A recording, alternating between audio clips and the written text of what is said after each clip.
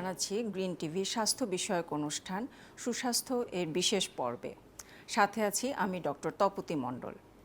আমাদের গলার সামনে প্রজাপতির মতো ছোট্ট একটি গ্রন্থি আছে যার নাম থাইরয়েড গ্রন্থি।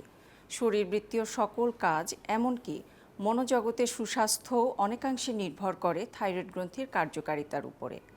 আজকে আমাদের এই বিশেষ আয়োজনে আমরা থাইরয়েড গ্রন্থির বিভিন্ন সমস্যা নিয়ে কথা বলবো।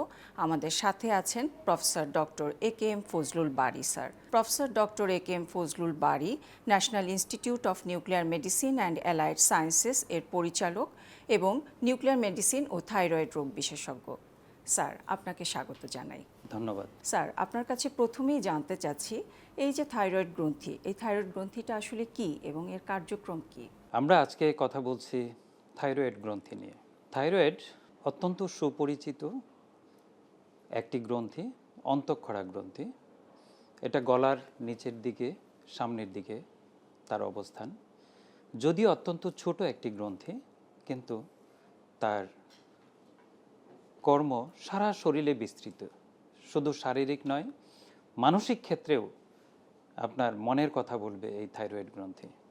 এই থাইরয়েড গ্রন্থি দেখতে প্রজাপতির মতো, এবং একটি শিশু যখন মায়ের পেটে জন্ম নেয় চতুর্থ সপ্তাহে কিন্তু এই থাইরয়েড গ্রন্থি অ্যাপিয়ার করে, এবং সেই সাথে সে কাজ শুরু করে 7 সপ্তাহে, এবং এই ছোট্ট ভ্রূণটিকে সুগঠিত করার ক্ষেত্রে, বিশেষ করে নার্ভাস সিস্টেম ডেভেলপ করার ক্ষেত্রে কিন্তু তার কার্যকারিতা অপরিসীম। আর এই থাইরয়েড গ্রন্থি থেকে দুটি অত্যন্ত গুরুত্বপূর্ণ দুটি হরমোন নিঃসরণ হয়ে থাকে। একটি হলো T3 আর একটি T4। T3 পরিমাণে কম নিঃসরণ হয়, অ্যারাউন্ড 15%, এবং বাকিটা T4।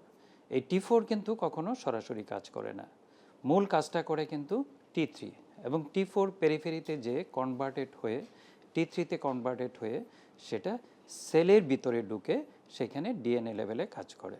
এবং শরীরের এই সমস্ত বিপাক ক্রিয়া, আপনার গরম লাগবে না ঠান্ডা লাগবে, আপনি শীত অনুভব করবেন বেশি কিনা বা গরম অনুভব করবেন বেশি কিনা, ঘাম অতিরিক্ত হবে কিনা, এই সব কিছুই কিন্তু এই থাইরয়েড গ্রন্থির কাজ। এর মূল কাজটা হলো বিপাক ক্রিয়া সম্পন্ন করা, সেই সাথে তাপমাত্রা নিয়ন্ত্রণ করা, এবং নার্ভাস সিস্টেমকে কন্ট্রোল করা, এবং প্রোটিন সিনথেসিস, বিশেষ করে প্রোটিন যে কীভাবে তৈরি হবে সেই জিনিসটা, এবং ফ্যাট মোবিলাইজেশন, এই সকল কিছুর উপর আরেকটি ইম্পর্টেন্ট কাজ আছে, তার হলো যে ক্যালসিয়াম মেটাবলিজম। এই সব কিছু মিলে শরীরের মূল চালিকা শক্তি এবং রক্ষক হলো থাইরয়েড গ্রন্থি। যেহেতু ভ্রূণীয় পর্যায়ে এটা ডেভেলপমেন্ট হয়, এজন্যই বোধহয় একে মাদার গ্ল্যান্ড বলা হয়। আচ্ছা স্যার, এখন জানতে চাচ্ছি যে আমরা থাইরয়েড গ্রন্থির কী কী রোগ হতে পারে এই গ্রন্থির কার্যকারিতা নষ্ট হলে অথবা ওভার অ্যাক্টিভিটি হলে? থাইরয়েড গ্রন্থির বিভিন্ন ধরনের রোগ হতে পারে, তার কারণও বিভিন্ন। বিশেষ করে সবচেয়ে বেশি যে রোগীগুলো আমরা পেয়ে থাকি সাধারণত থাইরয়েড গ্রন্থির প্রবাহ। এই থাইরয়েড গ্রন্থির প্রবাহ কিন্তু অ্যাকুট থাইরয়েডাইটিস বলি আমরা, এবং পর্যায়ক্রমে সেটা ক্রনিক থাইরয়েডাইটিস হয়ে যায়। আমাদের ক্ষেত্রে অ্যাকুট থাইরয়েডাইটিসের সংখ্যা খুব কম, এবং সবসময় অ্যাকুট ফিচার নিয়ে আপনার কাছে নাও আসতে পারে, কিন্তু ক্রনিক থাইরয়েডাইটিস নিয়ে অ্যারাউন্ড যত রোগী আছে আমাদের বাংলাদেশে 4 কোটির উপর কিন্তু এই থাইরয়েড রোগী রয়েছে, এবং সেই সাথে তার 50%-এর বেশি কিন্তু থাইরয়েড প্রদাহজনিত সমস্যায় ভোগে। আর ক্রনিক থাইরয়েডাইটিসের মূল কারণ হলো অটোইমিউন সমস্যা। আর বিশেষ করে আমাদের এই যে করোনার প্রকোপ গেল, এবং অন্যান্য ভাইরাল থাইরয়েডাইটিস, পোস্টপার্টাম থাইরয়েডাইটিস, এইসব কারণে কিন্তু সাধারণত প্রদাহগুলো হয়ে থাকে। আর সেই সাথে আমাদের হাইপোথাইরয়েডিজম, টোটাল যত থাইরয়েড পেশেন্ট আছে তার আমরা জানি যে প্রতি 5 জনের 3 জনেই কিন্তু মহিলা, আর যত রোগী আছে তার 40%ই কিন্তু হাইপোথাইরয়েড সমস্যায় ভুগে থাকে।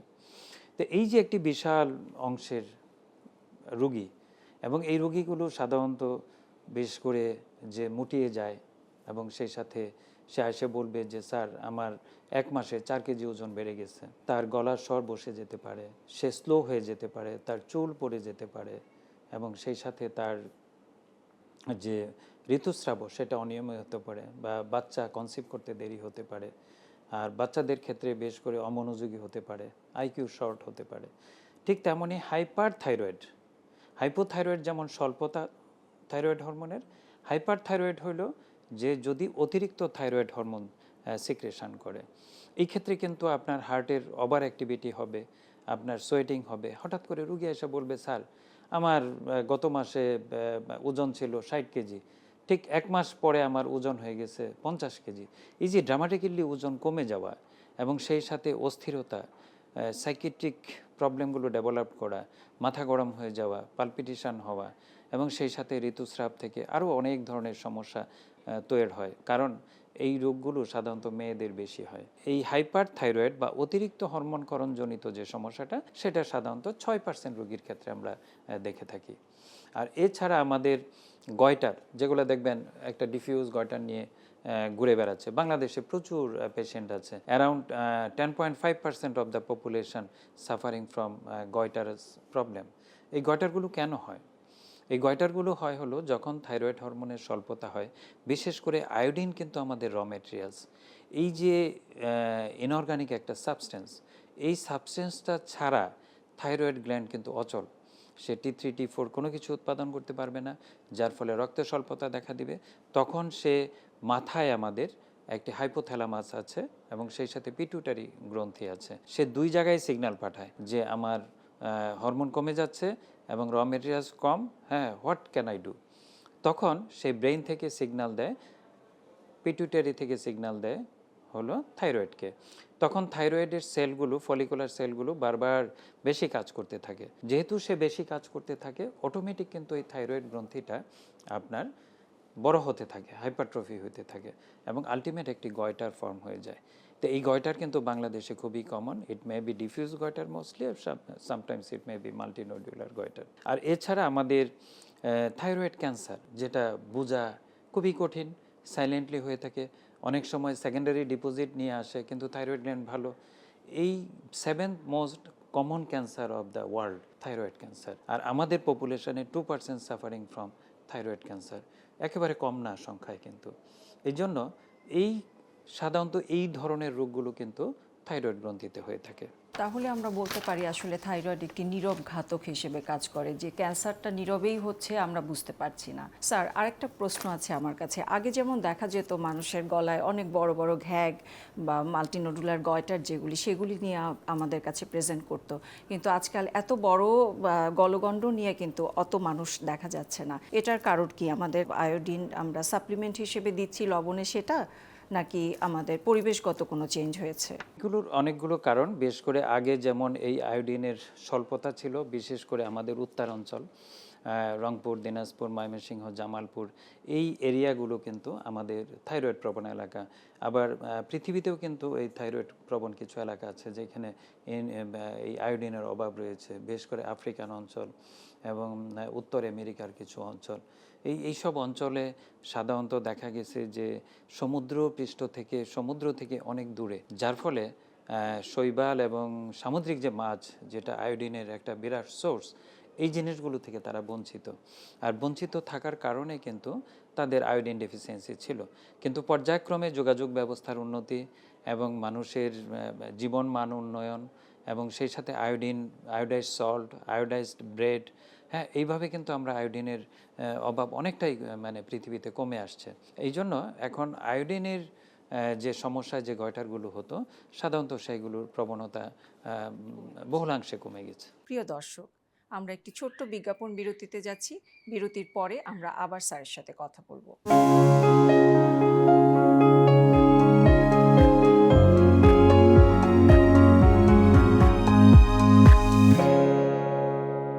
দর্শক, ফিরে এলাম বিজ্ঞাপন বিরতির পরে। আমরা আবার যাচ্ছি স্যারের সাথে। কখন আমরা যাব থাইরয়েড স্ক্রিনিং করার জন্য? আমরা তো বুঝতে নাও পারি যে আমাদের থাইরয়েড সমস্যা হচ্ছে। আমরা এটি কিন্তু অত্যন্ত গুরুত্বপূর্ণ একটা বিষয়। যে কোনো রোগ সমাজে কি অবস্থায় আছে এবং তা যদি আমরা স্ক্রিনিং না করি, তাহলে কিন্তু আমরা বুঝতে পারবো না যে এই রোগের প্রকোপ কতটা এবং আমরা কতটা উন্নতি লাভ করতে পেরেছি। বিশেষ করে একটি শিশু যখন মায়ের পেট থেকে জন্ম নিবে, তার হিল থেকে ব্লাড নেওয়াই হলো প্রথম কর্তব্য আমাদের এবং থাইরয়েড পরীক্ষার জন্য। যদি আমরা সাথে সাথে নিতে ব্যর্থ হই, আমরা 1 সপ্তাহের ভিতর করব। তাতেও যদি ব্যর্থ হই, আমরা 15 দিনের ভিতর যেন অবশ্যই অ্যাটলিস্ট থাইরয়েডের টিএসএসটা পরীক্ষা করি এবং এটা সকল হসপিটালে যেন ম্যান্ডেটরি থাকে। আর আরেকটা সময় হলো যে যখন একটি শিশু শৈশব থেকে কৈশোরে পা দিবে, তার মাইলস্টোনগুলো ঠিকমতো ডেভেলপমেন্ট হচ্ছে কিনা, যদি হয়েও থাকে নাও হয়ে থাকে, সেই ক্ষেত্রেও কিন্তু শৈশব থেকে কৈশোরে একটা স্ক্রিনিং করতে হবে এবং সেটা অ্যাডোলেসেন্ট পিরিয়ডে করা অত্যন্ত জরুরি। আর যখন কোনো মা মনে করে যে আমি প্রেগনেন্ট হতে চাই, তাকে অবশ্যই ফার্স্ট পরীক্ষাটা করা উচিত থাইরয়েড স্ক্রিনিং। অ্যাটলিস্ট একটা টিএসএস করে দেখা উচিত যে তার থাইরয়েড হরমোনজনিত সমস্যা আছে কি না। আরেকটি হলো যে যাদের বয়স 50-এর বেশি, তাদের অবশ্যই এই থাইরয়েড হরমোন চেক করা অত্যন্ত জরুরি।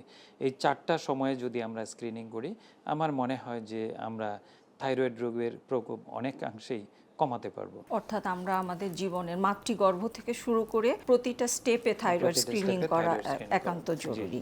স্যার, এই যে থাইরয়েডের আমরা এতগুলি রোগ সম্পর্কে জানতে পারছি, এই রোগগুলি কি প্রতিরোধ বা প্রতিকার করার কোনো উপায় আছে? অবশ্যই প্রতিরোধ এবং প্রতিকারই যে কোনো চিকিৎসা ব্যবস্থার মূল বিষয়। প্রথম হলো প্রতিরোধ। এখন প্রতিরোধটা আপনি কিভাবে করবেন? প্রতিরোধ করতে গেলে আগে আমার ওই রোগ সম্পর্কে জানতে হবে এবং মানুষকে জানাতে হবে।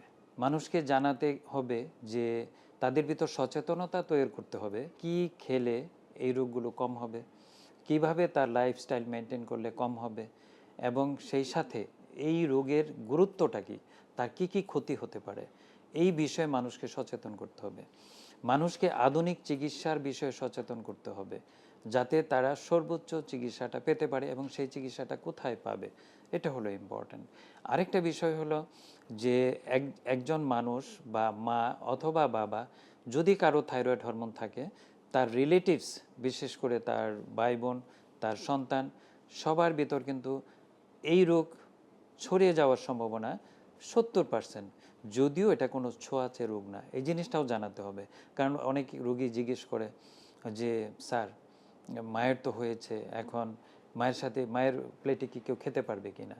হ্যাঁ, এটি কিন্তু মানুষকে আশ্বস্ত করতে হবে যে থাইরয়েড কোনো ছোঁয়াচে রোগ না। It's a very big information. আবার এই যে যেহেতু মায়ের হলে সন্তানের 70% সম্ভাবনা থাকে, থাইরয়েড রোগের কিন্তু একটি জেনেটিক কানেকশান থাকে, সেহেতু 70% সম্ভাবনা থাকে।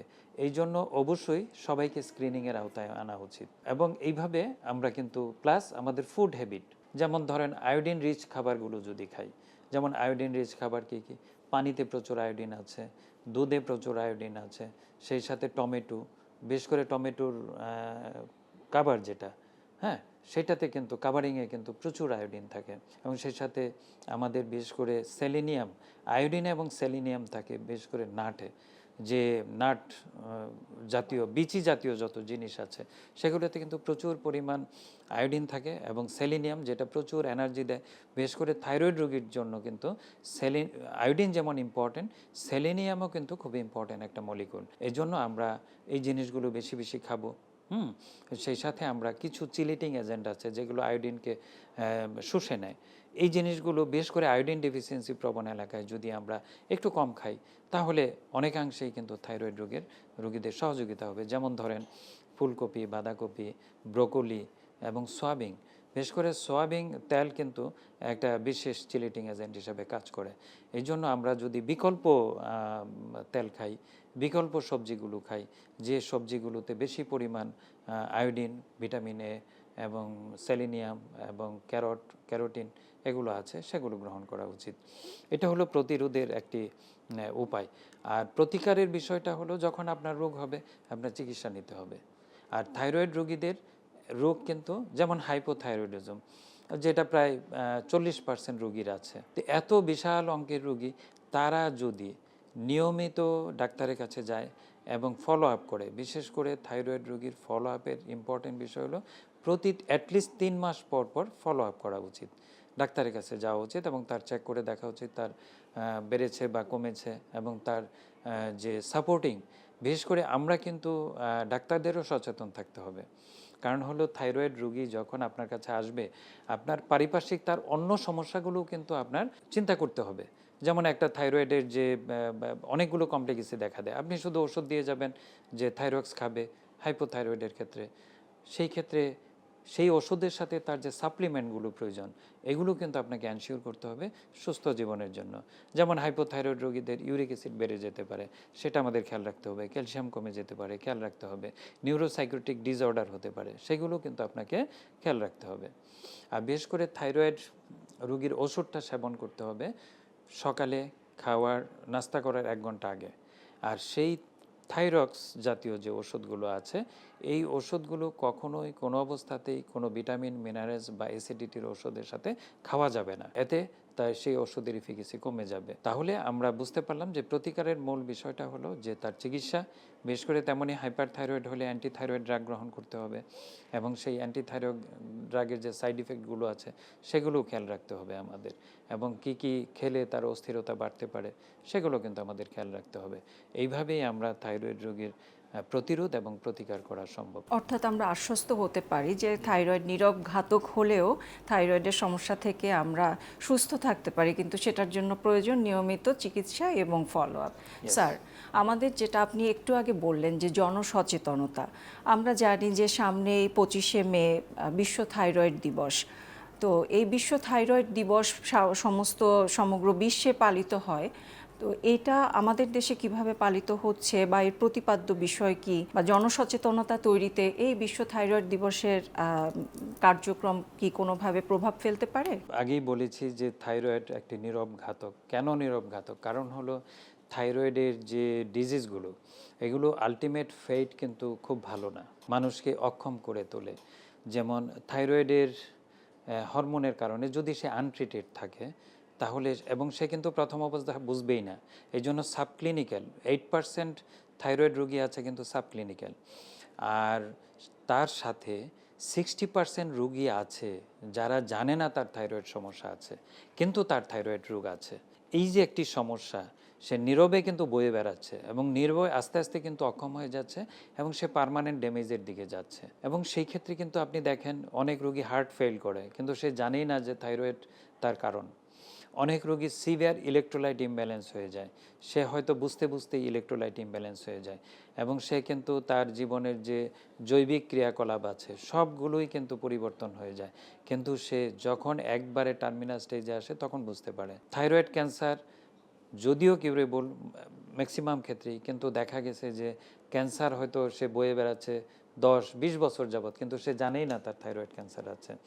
এই জন্য থাইরয়েড গ্রন্থির রোগগুলো ম্যাক্সিমামই মূলত নীরবে মানুষকে কিল করতে থাকে, এই জন্য এটাকে আমরা নীরব ঘাতক বলে থাকি। আরেকটা বিষয় হলো যে এই ক্ষেত্রে বিশেষ করে আমাদের সামনে মে মাস আমাদের বিশ্ব থাইরয়েড দিবস 25শে মে এবং সেই সাথে বিশ্ব থাইরয়েড সপ্তাহ। তো এই জন্য মে মাস আসলে বিশেষ করে আমরা থাইরয়েডের চিকিৎসক যারা আছি আমরা কিন্তু মানুষের দোরগোড়ায় থাইরয়েড স্বাস্থ্যকে পৌঁছে দেওয়ার জন্য এবং তাদেরকে সচেতন করার জন্য আমরা বিভিন্ন উদ্যোগ গ্রহণ করে থাকি। আর সেই জন্য বাংলাদেশে দি থাইরয়েড সেন্টার কর্তৃক 2017 সাল থেকে থাইরয়েড মেলা উদযাপিত হয়ে আসছে এবং এই থাইরয়েড মেলা উদযাপনের মূল কারণ হলো মানুষকে সচেতন করা, মানুষকে আধুনিক চিকিৎসা সম্পর্কে অবহিত করা এবং থাইরয়েড কোনো ছোঁয়াচে রোগ না সেটা অবহিত করা, এবং সেই সাথে কিছু বিশেষ প্যাকেজ দেওয়া হয় যে রোগী আছে সবাই অ্যাফোর্ড করতে পারে না, কারণ থাইরয়েডের পরীক্ষাগুলো একটু প্রাইস বেশি।